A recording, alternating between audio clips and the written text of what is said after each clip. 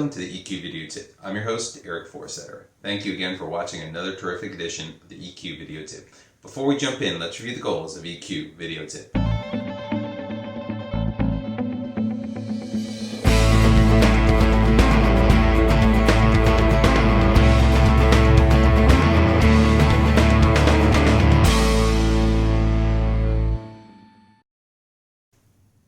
What's on tap for today? We have a great show, and it comes to us from Chris Williams, who's a former VP of HR from Microsoft. And Chris, during his 40-year business career, came across some terrific leaders. And one of the things that he's been able to do is observe what are the traits that make great leaders as opposed to okay managers. The best of these leaders had some of the same qualities that are all in common. And we're going to go through and talk about what Chris found with these leaders. Let's jump into 4 traits that Chris had for us right now.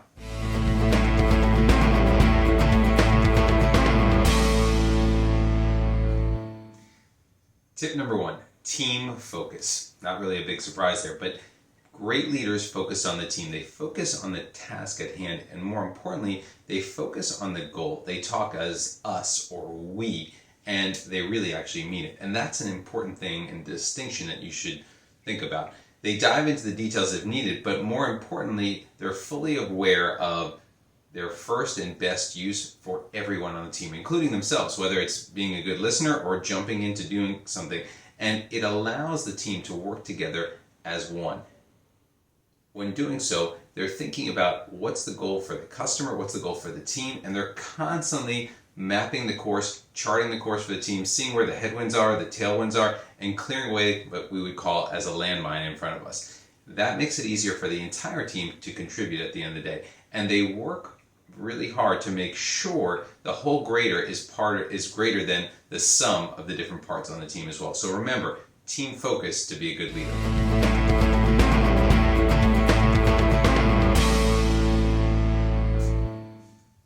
Tip number 2. Empathy. Great leaders see every member of their team, and not only do they see them, they listen to them, they acknowledge them as a person and an individual, and as they're a part of the team, that they're a irreplaceable cog as part of that machine. Does that mean everybody is perfect on the team? No, but leaders understand what makes each person special, unique, different, and what they bring as an asset to the team as well. And they rise to the occasion by making sure they understand what that person needs to become successful, whether it's more coaching or how to help them succeed. Whatever it might be, they're bringing that empathetic ear when they're listening to that person and understanding what they're going to do. They know how to lift them up when they're struggling, and they also know how to give them a pat on the back when they do a great job. And they view their team as a people, not as one person or not as just a team, but actually as people themselves, to understand what's important as that unit goes forward, that each person is an individual, but they are all people.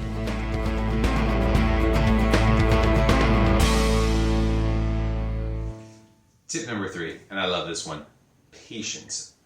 Though often passionate and very urgent in terms of the mission at hand, the best leaders actually practice patience, both on large and small scale. What does that mean? Well, they listen to people very carefully. They're almost serene when they're listening. They don't pounce, they're not quick to judgment, and they acknowledge and they hear out concerns. They think very carefully before speaking, and they're rare with anger, or they're even rarer that they erupt at their team. And those type of people actually don't crack the whip. And what they try to do is they try to listen and understand before they take action. Because it's important to understand that blame and criticism don't actually teach anyone something. Instead, they try to understand a growth mindset to help people, when they make a mistake, how to become better.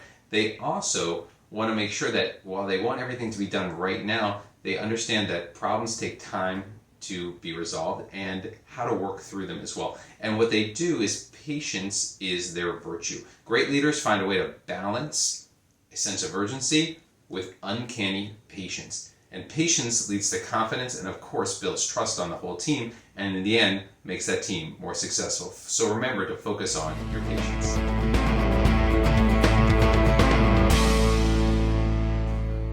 Our last tip, candor. And sometimes it's even radical candor, because leaders understand that trust is rooted in candor. Their team can only succeed when everyone shares a complete and honestly frank picture that's out there. What they need to do is that they understand that their secrecy can be a negative influence for the team. Instead, they focus on giving the right feedback when appropriate and in a way that can actually help the team out. And they know that there's a strong distinction between being too positive and too much warmth of energy and not enough positivity, but actually toxic negativity out there. So they have a balanced perspective on their candor.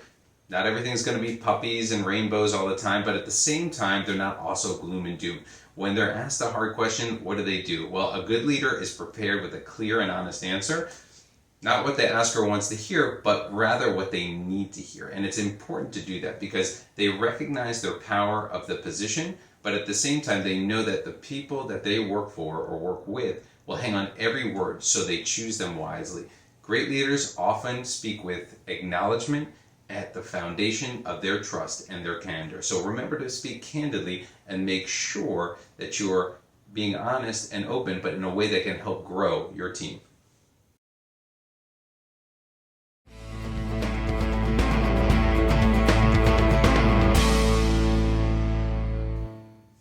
That's a wrap for this week's EQ video tip. Hopefully you take these 4 tips and use them to make yourself a better leader. Remember, customize them to the best of your ability, and of course, use them in your daily EQ.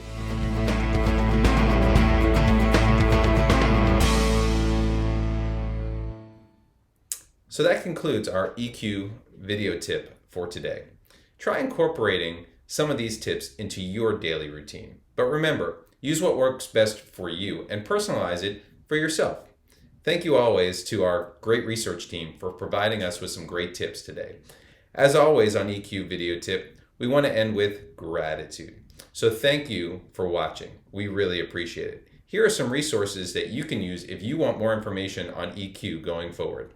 Thank you again, and we look forward to seeing you in the next episode. Thank you.